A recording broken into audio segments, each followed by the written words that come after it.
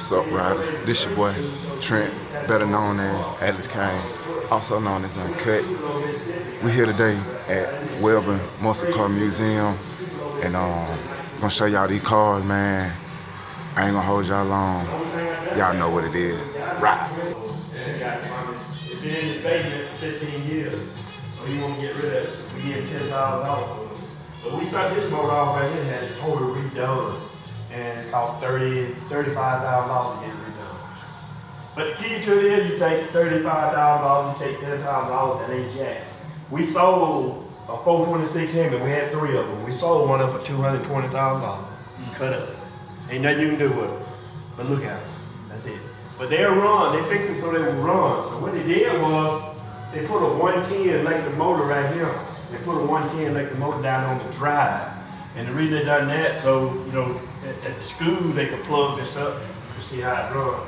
It runs just like it's running, but it spins around and show you all the components that's going on.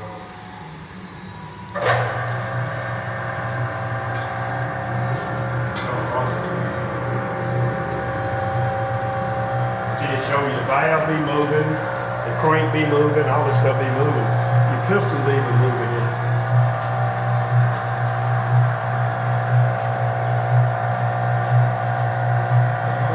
It's running.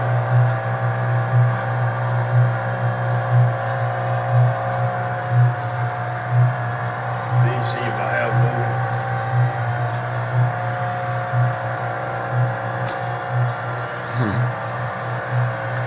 So that's the proper mechanics of a motor. Yeah. You get to see the piston push the valves up in slow motion. You know, you take a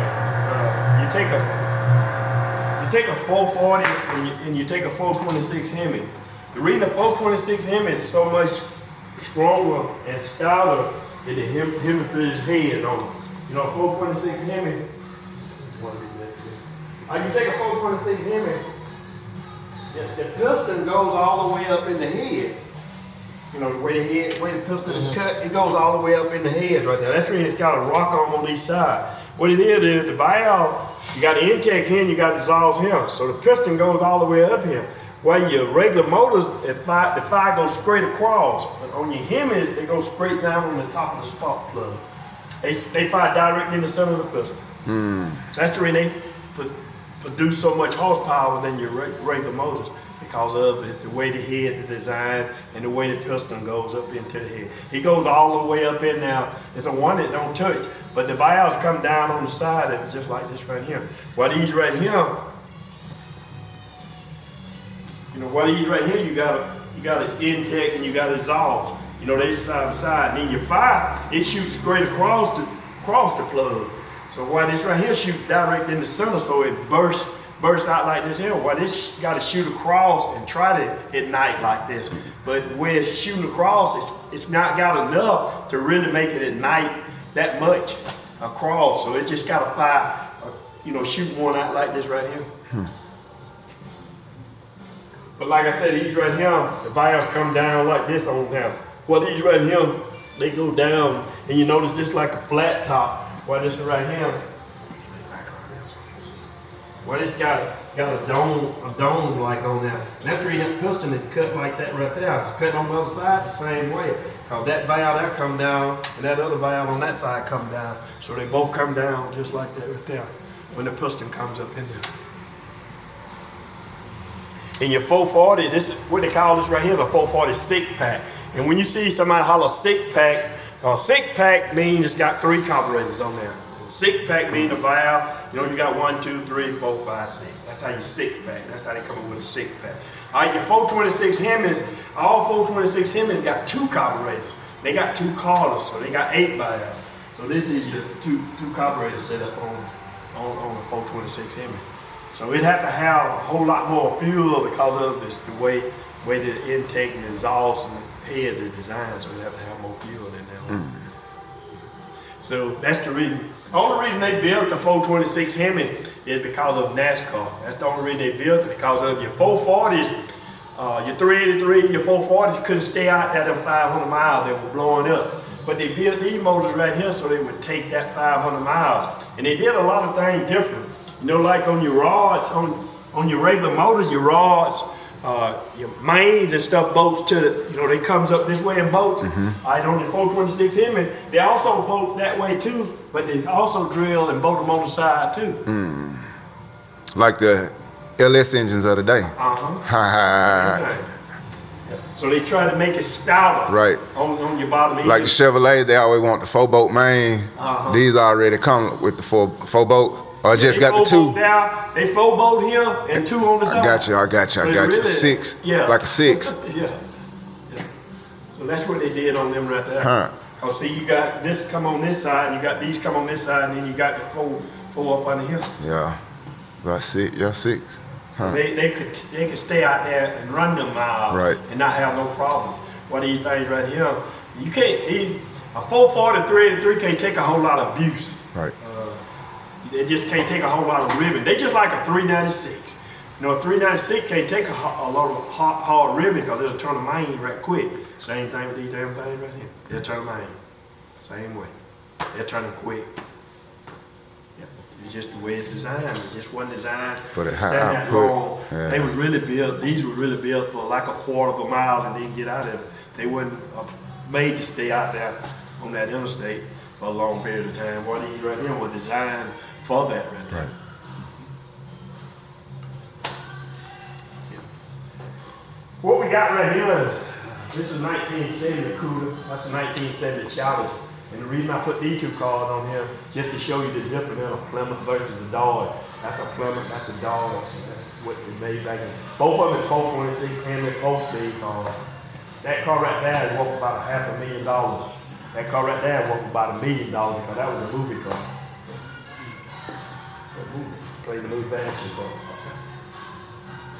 In the back there, this is what you film, because this is what they use to film all of this. This is a true 426 Hemi 4-speed car, but the one they used in the movie was a 440 car. They didn't want to destroy a 426 Hemi car because they're so rare and they're so much expensive, so they put a 440 car. But what they did was,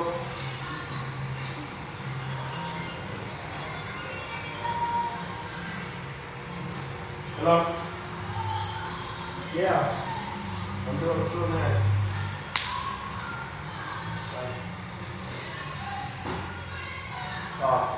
But anyway, your 440 cars, what they did was they put 426 Hemi on the hood, and in the inside they took a handle off a 4-speed and adapted to the automatic so it makes it look like a 426, like a pistol grip 4-speed. But you know, these are 420, a Chrysler called they shift a pistol grip. They look like a pistol, got a little grip. I'll show you better in some of the cars out here. But that's where you need cars, everything in the play right there. But you know, I never would have thought, you know, you take these cars, it's like $4,700, now they're $500,000. Yeah. But the highest car Chrysler got out there, man. The highest car Chrysler got on the planet in 1970 and 71 is a 71 Cuda. 71 Cuda was $5,043.50 in 1971. They made 109 hard tops and made 13 components. All right. In 1969 and 70, when NASCAR was running the circuit, Chrysler one produced all the big 426 Hemi race motors. It's a different than a race motor than a stock motor on this version. I'm going to take you back here and I'm going to show you. You can see on this, but I'm going to really show you 426 Hemi really race motor.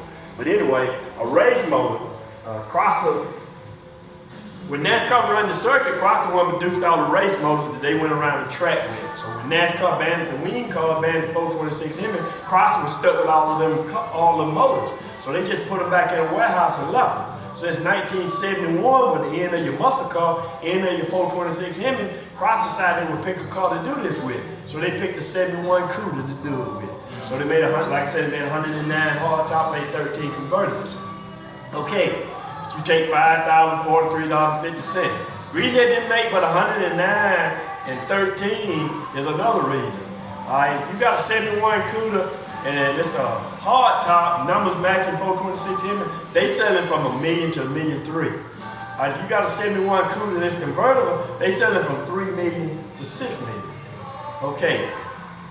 The reason that they produced about 13 and 109 is because of you take $5,043.50 again. Insurance on a 1971 Cuda costs you $2,700 a year.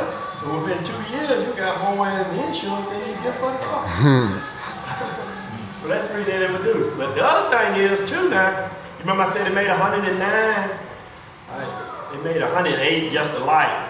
Crosser made an all. And the reason they made the all was the guy went in the dealership in 1971. There's something about that Cuda he didn't like. So he sat down with the salesman, they made a change. So back then you could order a car however you wanted. You could design it just like you wanted. So he didn't like this one thing. 1970, to show you the difference. 1970 got a hockey stick. We call it a hockey stick. See it? Like a hockey stick. 1971 got a billboard like a Coca-Cola bottle. I had to show you on the side. That's the hockey stick. This is a 1971. You know 1970 got one headlight. 1971 got two headlights.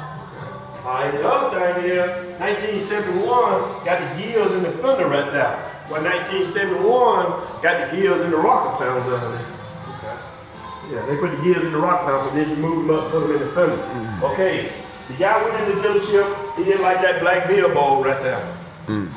So he got with the salesman, they made a change. They changed that from black to white. So that made that car right there one of one, only one in the world. So that car went because that's a sticker now. Because they put that sticker on that car that made it one of one go from $1 million to $2 million. Well, we got that one too. We got T-shirts of that one right there. Yeah. Over there, you got all cars that one. But that car right there. But you would think that's the highest car Tim got. That ain't the highest one he got. How much you said it were? $2 million. Wow. He done took down $2 million, bro, already. A one-on-one car. That's one of one, only one in the world. And he got that one. He got that one. It's over to the house. If it wasn't raining and all of y'all have been here, I'm gonna take it to the house. So we have to do that again with the bodies. Around at Tim's house, I know y'all ain't never been there, but at his house, there's a bar. It's a building off from the house, and it's a bar where you sit around and you drink. And it's cars all around in that bar. The best car Tim Welborn got is in that bar right there. Wow.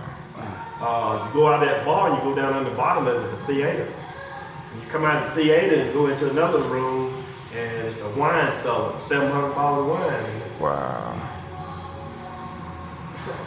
So y'all gotta stay tuned on that one. Cars cranks up and run. You know, once a week if it was pretty today, I just come and get me one and go drive. Put it back up when I get through with it. So y'all gotta stay tuned now. Yeah.